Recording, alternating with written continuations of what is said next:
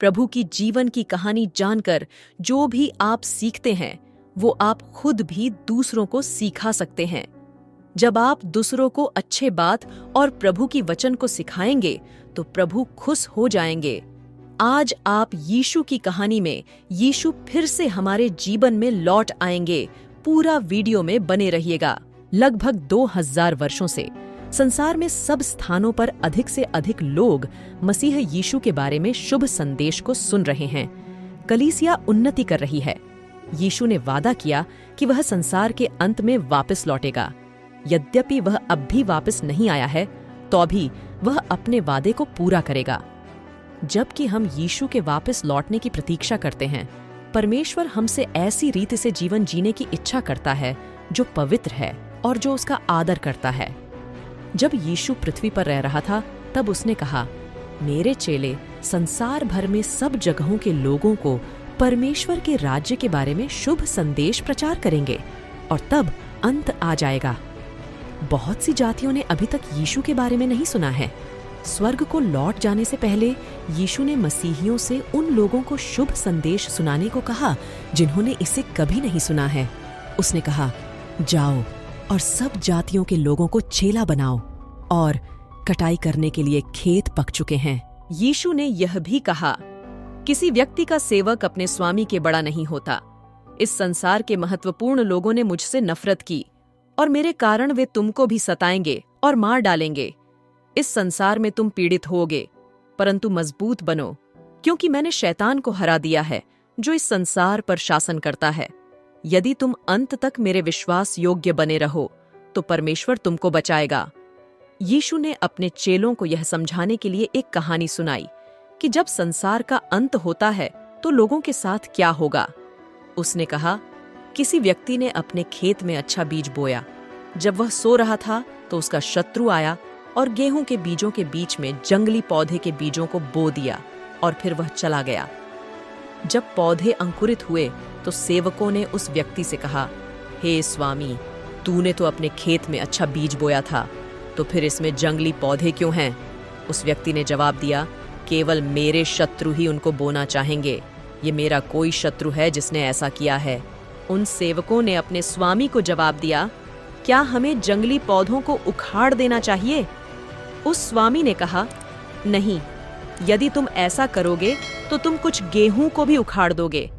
कटाई के समय तक प्रतीक्षा करो, तब जंगली पौधों को गट्ठों में इकट्ठा कर लो ताकि तुम उनको जला सको, परंतु गेहूं को मेरे खत्ते में लेकर आओ।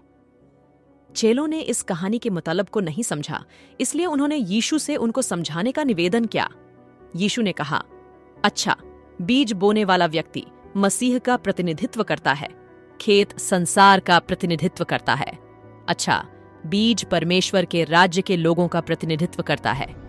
जंगली दाने उन लोगों को दर्शाते हैं जो शैतान के हैं, जो दुष्ट है। मनुष्य का शत्रु जिसने जंगली पौधे रोपे, वह शैतान को दर्शाता है। कटाई इस संसार के अंत को दर्शाती है और कटाई करने वाले परमेश्वर के स्वर्गदूतों को दर्शाते हैं। जब संसार का अंत होगा तब स्वर्गदूत उन सब लोगों को एक साथ इकट्ठा करेंगे जो शैतान के हैं। वे स्वर्गदूत उनको एक बहुत ही धधकती आग में फेंक देंगे। वहां वे लोग भयंकर पीड़ा में रोएंगे और अपने दांत पीसेंगे। परंतु जो लोग धर्मी हैं, जिन्होंने यीशु का अनुसरण किया है, वे उनके परमेश्वर पिता के राज्य में सूर्य के समान चमकेंगे। यीशु ने यह भी कहा कि वह संसार का अंत होने से पहले पृथ्वी पर लौटेगा।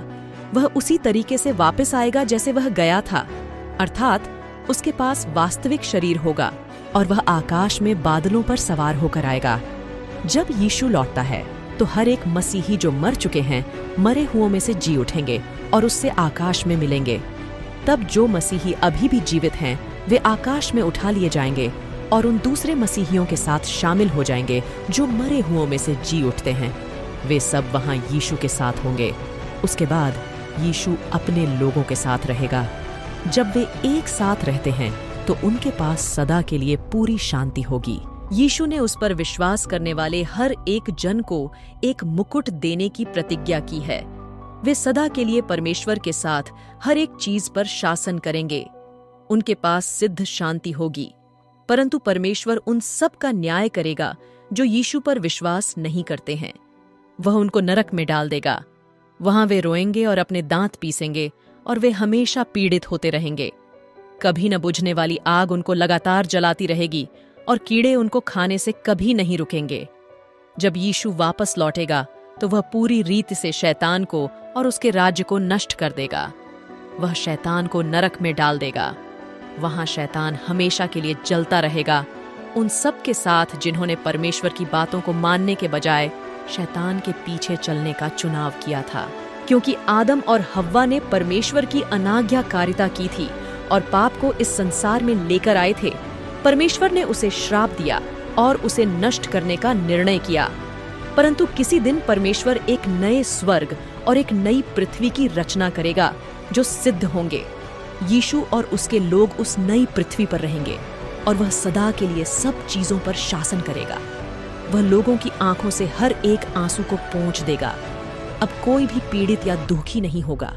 वे रोएंगे नहीं, वे बीमार नहीं होंगे या मरेंगे नहीं, और वहां कुछ भी बुराई नहीं होगी। यीशु अपने राज्य पर न्यायपूर्वक और शांति के साथ शासन करेगा। वह हमेशा के लिए अपने लोगों के साथ रहेगा।